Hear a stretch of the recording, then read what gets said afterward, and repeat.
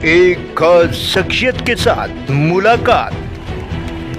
देखिए जयदेव पटेल के साथ नंबर 1 इंडिया न्यूज पर रोजाना रात 9 बजे।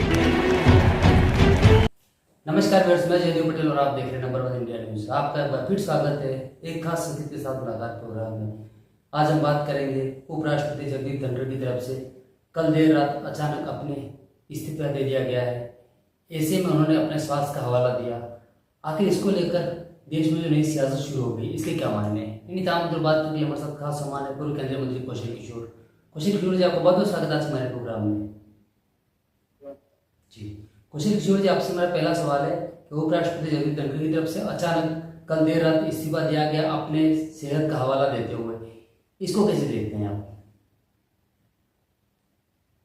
सेहत तो उनकी ठीक नहीं थी, क्योंकि इसके पहले वो एडमिट भी रहे और अपना इलाज करा रहे थे पहले भी, और अपना सेहत का ही और तबीयत खराब होने का जिक्र करके माननीय जगदीप धनखड़ जी ने इस्तीफा अपने उपराष्ट्रपति के पद से दिया है और अपने इस्तीफे में लिखा भी है कि कारण क्या है, लिखने का काम किया। तो वो उन्होंने सीधी सी बात की है कि जान है तो जहान, यानी अगर हम स्वस्थ रहेंगे तभी सब रहेगा, और इसलिए उन्होंने अपने पद से इस्तीफा उपराष्ट्रपति के पद से देने का कहा। जी कौशल किशोर जी, लेकिन विपक्ष कई इनके सवाल खड़े कर रहा है उपराष्ट्रपति के इस्तीफे को लेकर के, और उनका ये कहना है कि ये सिर्फ और सिर्फ सेहत का विषय है या फिर कुछ और मामला है। विपक्ष का काम है बाल में खाल निकालना।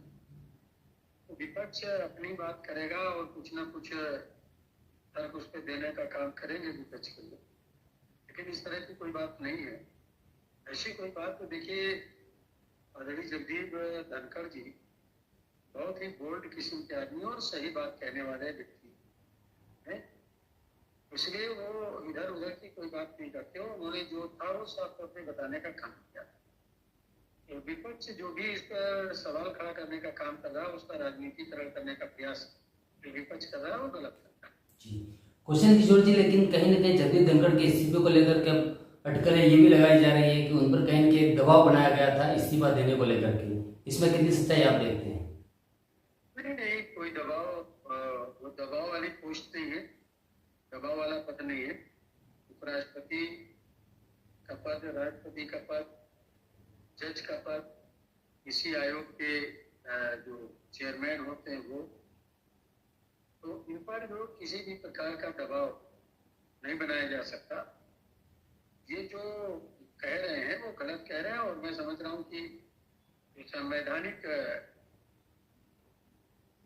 सिस्टम है, संवैधानिक सिस्टम पर विपक्ष को सवाल नहीं उठाना चाहिए, और लोगों को गुमराह करने का प्रयास करते हैं और जनता में भ्रम पैदा करने का काम विपक्ष है। जी कौशल किशोर जी, आपसे मेरा एक आखिरी सवाल है कि जगदीप धनखड़ की तरफ से कल कहीं ना कहीं बिजनेस एडवाइजरी समिति की बैठक भी तय की गई थी, और इसी के साथ साथ न्यायपालिका से जुड़े कुछ महत्वपूर्ण घोषणाएं भी करनी थी। ऐसे में इसको लेकर विपक्ष का यह कहना है कि बीजेपी को इनका जो त्याग पत्र है उसके बारे में स्पष्टीकरण देना चाहिए, क्या वजह रही?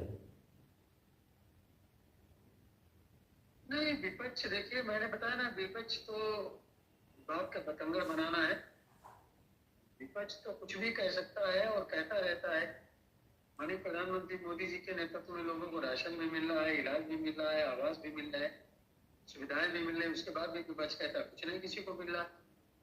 तो विपक्ष जो है उंगली उठाता रहता है सरकार पर और सत्ता पक्ष पर।